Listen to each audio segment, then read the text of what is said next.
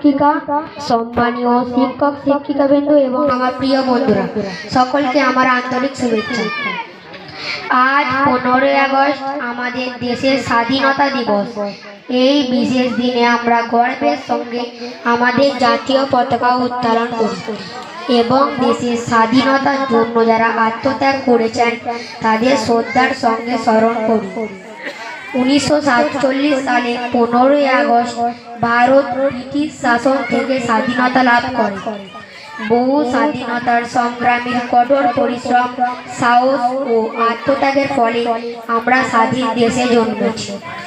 আমাদের উচিত দেশের প্রতি ভালোবাসা রাখা, নিয়ম মেনে চলা, অন্যকে সম্মান করা এবং মন দিয়ে একজন ভালো নাগরিক হয়ে ওঠা। চলুন আজকের দিনে আমরা প্রতিজ্ঞা করব, আমরা আমাদের দেশকে ভালোবাসবো, দেশের সম্মান রক্ষা করব এবং দেশকে আরো সুন্দর ও শক্তিশালী করে তুলব। নিজেদের স্বার্থ মতো কাজ করব। জয় হিন্দ।